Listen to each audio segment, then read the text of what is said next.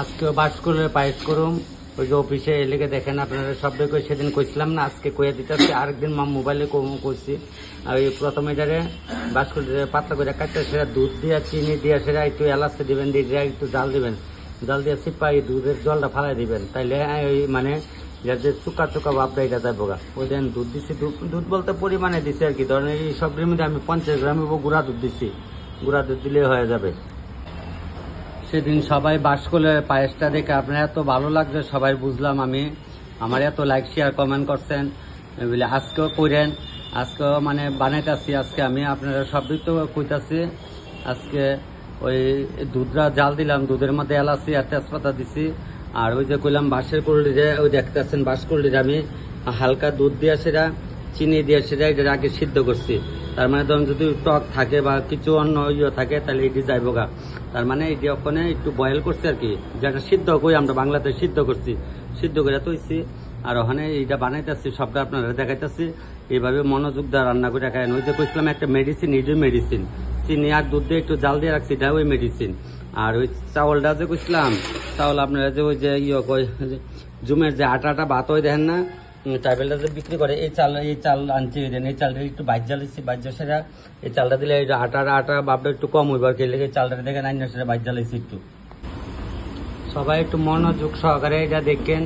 এই যে বাসকলটা দিতেছি শব্দ কিন্তু দেখাইছে আজকে, একটা শব্দ কিন্তু সেদিন কইছিলাম কমু, আরেকটা মোবাইলে কইছি, আজকেও কইছি, আপনারা দেখেন শব্দে।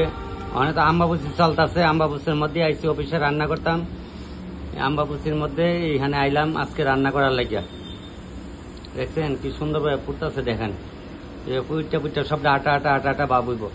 বিশেষ করে পায়েসটা সেদিন আমার এক বৈষ্ণব দিদি কইছিল, ওই জগন্নাথ মন্দিরে গেছিলাম, কইছে ভাই কেমনে পায়েসটা করছে, আমি দিদিরা শব্দ কইয়া দিছি, অনেক সব দিদিরা আর কইতাছি আপনারা এইভাবে পায়েসটা করেন, কইয়া সেটা খাইয়া নেই একটু আসলে এটাও দেওয়া লাইতাছি। ওই মোটামুটি একটা আটা ভাব বেড়ে আইছে কিন্তু দেখছেন নেই। এরপরে নামাই লাইলে নামাই একটু ঘি দিয়া দেন, ঘি দিলেই চলবো।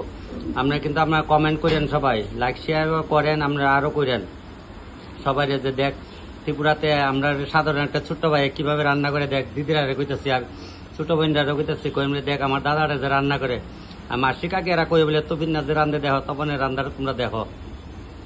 পায়েসটা তো আটা বাবু হয়ে গেছে, ওখানে এটার মধ্যে বাতাসা ডাইলাতে দেখেন বাতাসা দিয়ে দিতেছি। বাসকলের পায়েসটা কিভাবে রান্না করছি, কেমনে কি দিছি সবটা কিন্তু আপনারা কইছে। আপনারা বাড়ি করে রান্না করে খাইয়েন, আমার একটু কমেন্ট করেন। আপনার কাছে একটাই অনুরোধ, ওইটা আমার করেন যে তখন ভাই আমরা যে তুমি যে রাঁধছো আমরা দেখছি, আমরা রান্না করে খাইছি। ওই যে গুসাই যেমন শিষ্য বাড়ি টানলে গুসাই লাভ, আর আমারও আপনার সবাই যদি বাড়িতে রান্না করে খান তাহলে আমার মনের শান্তি লাভ, আর কি, আর কোনো কারণ না। কিন্তু মাগো আমার মনে করতেছে আমি একটু খাইতাম অক্ষণে, তো খামু আজকে একটু শেষে খামু।